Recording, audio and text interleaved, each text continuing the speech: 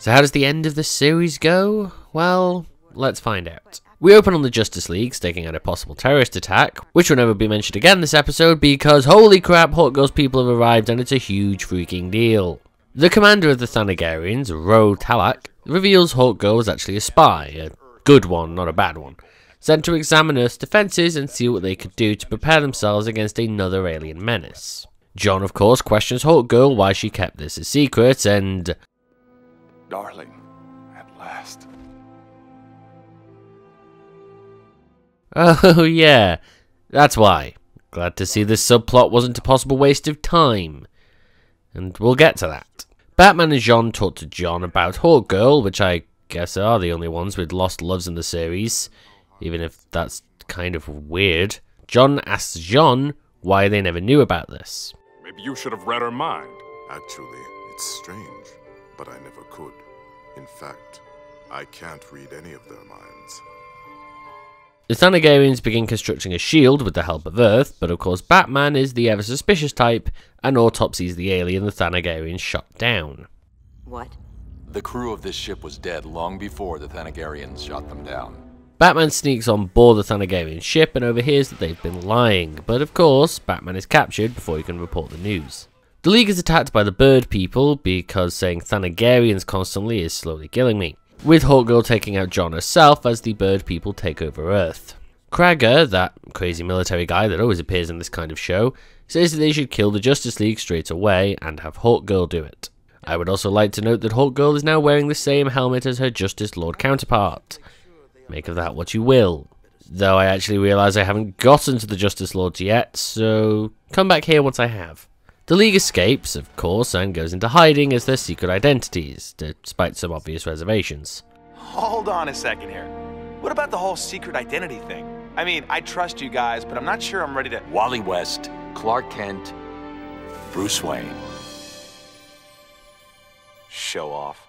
All of them making it to the Batcave over time. Hawkgirl discovers that, surprise surprise, her own people are not telling the truth and are actually going to destroy Earth in the process of destroying the Gordanians. Of course this means Hawkgirl runs to the rest of the League to warn them of the danger.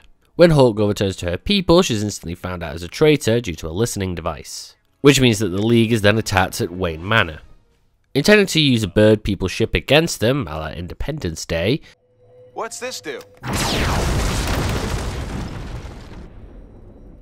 That's not helping. Jean attempts to probe Kragger's mind. This does not go well. John! Also, I would like to note the statue of Hawkgirl in Kragger's mind that has been broken and replaced with his own next to a statue of Ro. I think he may have a thing for the guy, that's all I'm saying. Jean gets the information and the team leaves to attack the bird people directly. The team splits up with the intent of two separate plans being carried out. One, that the shield protecting the bird people's machine is taken out, and that the other is that they'll use the watchtower to strike at it from space.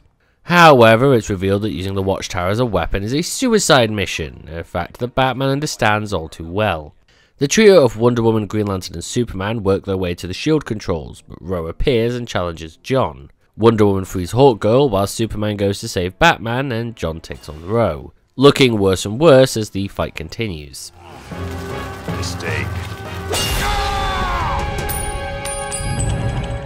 John tricks Ro into hitting the shield controls, which knocks him out, with Hawkgirl appearing to help John turn it off. Superman is able to save Batman just in time, as John, Hawkgirl and Wonder Woman are surrounded. Ro appearing and telling them to stand down, their mission has failed, they're leaving. Later on, the League is discussing Hawkgirl, who looks more than a little worried about the outcome. Whatever they decide in that room, in my eyes, you'll always be a hero. The League calls in Hawkgirl, but before they can tell her anything, she resigns. John catches up with Shaira outside of the building and shares a touching moment before she leaves. I love you, John. I never lied about that.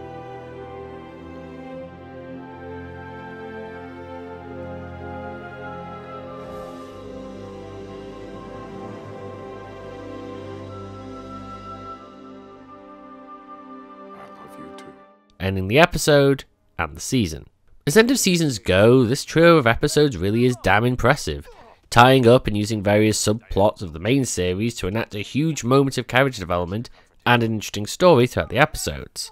And it almost seems ironic that the series began with an alien invasion and then ends with an alien invasion, though pretending to be more benevolent than the Imperium ever did at the beginning.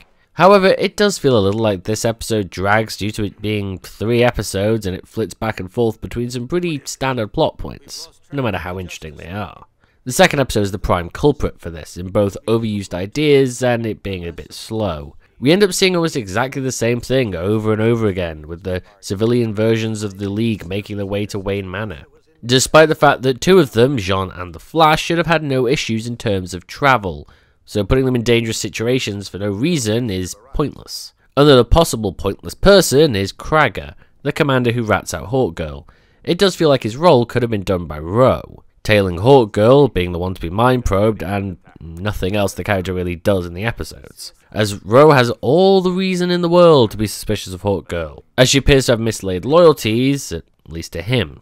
Which, given the amount of time spent seeing how he and Hawkgirl interact, would fit in so well, because that dude gets crazier and crazier as the episodes continue. But speaking of Hawkgirl and relationships, it does feel like this episode undoes what was built up over the 2 seasons between her and John, returning us to a status quo that would last through Justice League Unlimited, which makes me wonder, what the hell was the point for this subplot? Why finally establish something so prominent in your series if it's only going to last for at most a single episode before everything is back to normal? It just feels kind of insulting. This episode is great and may actually deserve to be a little higher up on this list, as it only ended up 1 point behind the next spot on the list, and tied with the enemy below during the selections. And while it might not quite be in the top 5, at least it made it into the top 10. As for now, it's in its place as star-crossed at number 7. Hey people, and thanks for watching this video. If you want to see the next one of these a full day before anybody else, you can do that by supporting me on my Patreon page. However, if you're watching this on my Patreon page, then thanks for your support.